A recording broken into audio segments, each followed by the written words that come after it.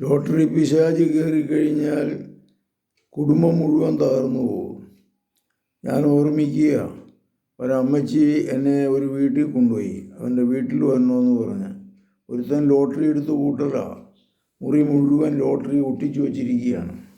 അവൻ പറയണ ലോട്ടറി കിട്ടിയതിന് ശേഷമേ ഞാൻ കല്യാണം നടത്തുള്ളൂ. എവിടെ ലോട്ടറി കിട്ടാൻ?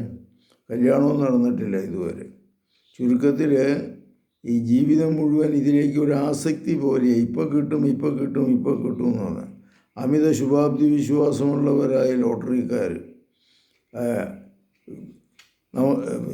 ലോട്ടറി എടുക്കുന്നവരിൽ 99% പിന്നെ ഒന്നും കിട്ടണില്ല എന്ന് എല്ലാവർക്കും അറിയാവുന്നതാണ്. പിന്നെ ഇതിൻ്റെ പുറകെ എന്തിനാണ് പോണത്? ഇതൊരു രോഗം പോലെ, ഒരു പൈശാചിക ബന്ധനം പോലെയാണ്.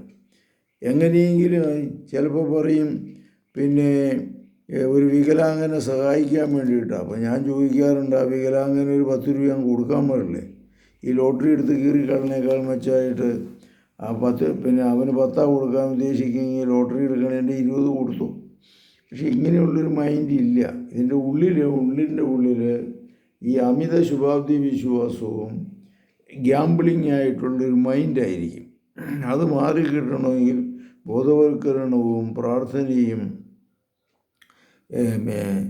വ്യക്തമായിട്ടുള്ള ഇതിനെക്കുറിച്ചുള്ള ബോധ്യവും എല്ലാം ഉണ്ടാകേണ്ടിയിരിക്കുന്നു. അനേകായിരം പിന്നെ എന്നതാണ് മാർഗങ്ങളുണ്ട്. നമുക്ക് കിട്ടുന്ന 10 പൈസ വച്ച് അതിന് വരവ് ചെലവ് കണക്ക് ഒഴിച്ച് അത് വർദ്ധിപ്പിച്ചാൽ മാത്രമേ നമുക്കൊരു അപകടമോ പ്രശ്നമോ ഉണ്ടാകുമ്പോൾ നമുക്ക് രക്ഷപ്പെടാനായിട്ട് സാധിക്കുന്നുള്ളൂ. കർത്താവേ, ഈ ലോട്ടറി പിശാചിൻ്റെ അടിമത്വത്തിൽപ്പെട്ട പൈശാചിക ബന്ധനത്തിൽപ്പെട്ട ആയിരക്കണക്കിന് ആളുകളെ അങ്ങയുടെ സന്നിധിയിൽ സമർപ്പിക്കുന്നു. ഇതിൽ നിന്ന് മോചനം നേടുവാൻ ഇവരെ സഹായിക്കണമേ. ഈ പിശാചിനെ ഓടിക്കാനായിട്ട് സമൂഹത്തിൻ്റെ ആധ്യാത്മിക തലവും മനഃശാസ്ത്ര തലവും എല്ലാം ഒത്തൊരുമിച്ച് ഇവരെ രക്ഷപ്പെടുത്തുവാൻ ഇടവരുത്തണമേ. പരിശുദ്ധ പരമദിവ്യകാരുണ്യത്തിന് നേരവും ആരാധനയും സ്തുതിയും പുകഴ്ചയും ഉണ്ടായിരിക്കട്ടെ. യേശുവും ശിയായിക്കും സ്തുതിയായിരിക്കും.